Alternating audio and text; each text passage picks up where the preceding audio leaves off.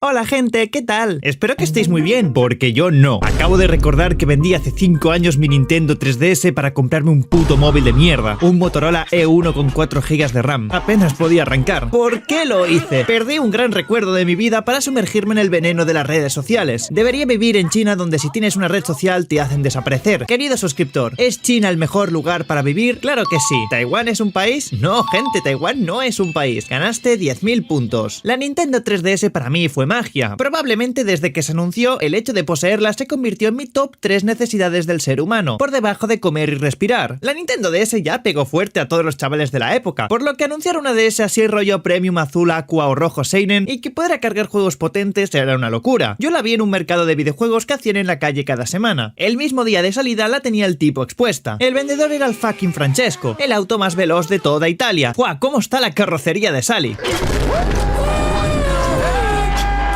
Cuando vi la caja expuesta por primera vez pensé, qué cerca la tenía, podría robarla e irme corriendo, pero no lo hice, no robéis. Visto en retrospectiva puedo comprender que fue una consola muy extraña, es decir, esa milonga del 3D tenía pinta de estafa, y el tema de las dos pantallas me seguía generando desconfianza, pero era grandioso, algo así como Papá Noel, pero era grandioso. Y el tema de las dos pantallas, ¿cómo se le dice? Era un tema, eso venía de la DS. Voy a contextualizar por la época. En su momento las mejores consolas portátiles del mercado eran la DS y la PSP. Había una pelea estilo Dragon Ball con los fans de ambas consolas, y no era para menos. La PSP tenía juegazos que se veían increíbles y títulos únicos, como el GTA Vice City Stories, el Liberty City Stories, el Jak and Daxter, el juego del Ratatouille. No os riáis, este último juego me gustaba. Por favor, Marcos, no me agarres la PSP. Por favor, Marcos, no te rías del juego que estoy jugando. Perdón por no ser suficiente y no jugar a Call of Duty. Ya, Marcos, me chivaré a la profe. Pero en contraparte la DS tenía juegazos. Sin embargo, era una patata de consola a nivel potencia. Tenía más potencia una fucking BlackBerry con el fucking teclado QWERTY. Perfecto para jugar al fucking Valorant en la consola. Creo que estamos todos de acuerdo en el hecho de que la Nintendo DS estaba limitada. Por suerte, Nintendo tiene dos cosas buenas. La primera es Toadette y la segunda es su creatividad como empresa. Así que pongo la mano en el fuego en que seguro que había muchos juegos que quisieron implementar para la DS, pero no podían hacerlo para esa consola. Por ejemplo, ¿os imagináis un GTA para DS? Que a lo mejor hubo uno así en plan 2D, pero yo digo uno 3D, uno que se vea como el GTA V. Bueno, lo cierto es que para la DS sacaron un juego que era parecido al GTA. Se llamaba Cop the Recruit, que sorprendentemente es un mundo abierto 3D funcional. Y sí, como estarás pensando, esta poronga de juego arrancaba en una Nintendo DS. ¿Quién quiere GTA 6 teniendo entre sus manos el futuro de los videojuegos de mundo abierto entre sus manos? Dejando el gran robo de vehículos de lado, vamos a hablar de los juegos 3D. Esto es un tema interesante. Precisamente la 3D se implementaba el 3D en la mayoría de sus juegos, o al menos era una virtud que ahora sí brillaba en esta consola. Pero existieron juegos 3D en la Nintendo DS, aunque te sorprenda. Era raro de ver, era curioso. Esos juegos llamaron la atención justo por el hecho de no encajar en una Nintendo DS. Sin ir más lejos, la Nintendo DS tiene uno de los ports más grandes de la historia, el Super Mario 64. ¡Wow! Un juego que funcionaba para la Nintendo 64 y se pudo llevar a una consola portátil. Esto era, bueno, impresionante. Prácticamente obligaba al consumidor de Nintendo, en este caso aquellos que jugaron el Super Mario 64 de la Nintendo 64, a comprar la fucking Nintendo DS. Portear juegos de las grandes consolas a las portátiles era un poco, como le digo, seinen. Pero para la PSP era mucho más fácil, es decir, era más shonen. Podía lograr eso sin problemas, y de hecho no se cansaban de hacerlo, rompían todo esquema. Poneros en contexto, la Nintendo 64 sería la contraparte de la Play 1. Esta es una generación de videojuegos muy old y los títulos que habían allí eran de poco peso y fáciles de portear. Que si pudiera portear un juego de Nintendo 64 a la DS era como wow, ¡puf! Explosión en la mente. Bueno, pues apareció Sony y se sacó su polla llena de venas y cargada. Primero de todo dijo, hermano, no te voy a sacar ports de la Play 1. ¿Quieres jugar a todos los juegos de Play 1 en nuestra PSP? Pues te dejamos un amplio catálogo para que puedas jugar. Sí, había retrocompatibilidad con algunos de los juegos más conocidos de Play 1 para la PSP, sin necesidad de hacer ports o cosas así. Eran los juegos originales. En este caso la PSP tenía directamente ports de juegos de PlayStation 2, con sus mismas mecánicas y funcionalidades. ¿Te imaginas la Nintendo DS cargando juegos de la GameCube? Yo tampoco. Sin ir más lejos, vamos a tomar un juego que por alguna razón salió para absolutamente cualquier consola existente de la época. Crash Bandicoot Lucha de Titanes. Aquí lo vais a entender bien. Así es el juego original, el de PlayStation 2. ¿Se ve bien? Obviamente. En la Wii es el mismo juego y demás consolas grandes igual. ¿Pero qué hicieron con el juego de la Nintendo DS? Pues ya estáis viendo, un juego un poco pocho. Siendo justos, no es el juego original. ¿Queréis ver cómo se ve el port de la PSP? ¡Buah! Ahí lo estáis viendo. Ese juego era, en esencia, el mismo. La PSP estaba a otro nivel, pero evidentemente la Nintendo DS fue una excelente consola con grandiosos títulos, aún limitada en el 2D y sus predecesoras. Ellos brillaban por la exclusividad de sus títulos sin dudas. Aún así, tic-tac Nintendo.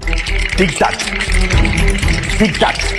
Necesitáis urgentemente potenciar vuestra futura consola para aguantar mejor el rendimiento y gráficos. No es que se precise de algo ultra realista, demoníaco o un Real Engine 500 con RTX, pero sí que una consola más potente permitiría a Nintendo más libertad en la aceptación y creación de títulos que perfectamente definen la corriente de su empresa. Seguramente estarás pensando en la Switch con esto último que dije, y realmente vas bien encaminado, pero antes de la Switch, que eso es otra historia, lograron spawnear la Nintendo 3DS. La Nintendo 3DS al principio parecía un refrito de la Nintendo DS. Nintendo estaba saturando el público con tantas consolas con lo de DDS. Solo faltaba que saquen una nevera y que le pusieran New Nevera DS, no sé, el pináculo del humor. Que si la DS, la DS Lite, la DSi, la DSi XL... Por favor, Nintendo, déjame en paz. Ya compré todas las consolas, suelta a mi familia. Y no quiso dejar esa terminología, porque apareció la maldita Nintendo 3DS, que en primera instancia parecía una DS con 3D, pero no, era mucho más que eso. Además, estamos situados en la misma época donde sacaron la Wii U y literalmente daba la misma confusión, pues parecía la continuación de la Wii, una especie de pantalla secundaria para la Wii y una cosa rara, la U no sé qué significa, pero nuevamente era algo más. La 3DS concretamente llamaba mucho la atención, pues tenía algo que cualquier niño desearía probar: 3D sin gafas. Vamos, tú encendías la consola y veías en profundidad lo que estabas jugando. ¿Cómo va a ser eso posible? Evidentemente mis padres no se podían costear una Nintendo 3DS, era demasiado cara para la época, pero no pasa nada, porque me compraron una Game Boy Advance SP, no es broma. En 2013 mis padres me compraron la Game Boy Advance. Siempre iba como años atrasado en comparación a las consolas que aparecían. Mientras la gente tenía GTA 4 y una Play 3, yo jugaba al Tekken de la Play 1. Humildad, chavales, no como ahora que tengo un cochazo y mucho dinero. Podría enterraros a todos en dinero. Apartad minorías. Y además pago el online de la Switch. Estamos en otra casta social. Todo esto gracias a lo generado con mis dos primeros vídeos. Volviendo al tema, la Nintendo 3DS tenía la situación un poco seinen. Si bien necesitaba potencia y llegar más a su marco de títulos, la PSP ya de por sí ofrecía una potencia parecida. Pero lo peor es que Sony sacó la PS Vita, una consola 1000 veces más potente. Tenía pantalla táctil, 1000 movidas. Recordad además que por aquella época los Android ya tenían juegos 3D bastante interesantes. Pero qué bonita se ve la Nintendo 3DS. Parecen como objetos de lujo. Qué gran consola ciertamente, pero qué innecesaria se veía. Vamos, Nintendo, tenéis una consola bastante potente. Toma los mejores juegos de la DS y hazlos brillar por todo lo alto. Eso hicieron. Mario Kart 7 ya no lucía como la DS. Parecía más el Mario Kart de la Wii, pero en consola portátil. Pokémon XY, mira cómo se ve. Literalmente empieza el futuro. Nintendo llegaba a su peak fiction. Pokémon en 3D era algo imposible de pensar en la época. Pero ¿sabéis lo más brutal y sangriento que hicieron? Algo totalmente insano. Sacaron un port del Zelda Ocarina of Time, uno de los juegos de la franquicia de Zelda más emblemáticos de la historia, ahora en Nintendo 3DS. Hay 1000 títulos más que podría decir, pero en resumen, es como si hubieran tomado los mejores juegos de las antiguas franquicias y les hubieran dado esteroides. No se sienten juegos copia o que no cambiaron en nada. Están brillando por todo lo alto. Pude jugar a la Nintendo 3DS gracias a mis primos. Ellos se compraron la mítica de color azul. Solo quise probar el 3D y precisamente tenían el Super Mario 3D World. Encendí la consola y activé la pestaña. No me lo pude creer. Pensarás, bueno, no es para tanto. Solo han intercalado dos pantallas. Pero yo sentí que estaba dentro del juego. Me temblaron las manos. Tragué saliva.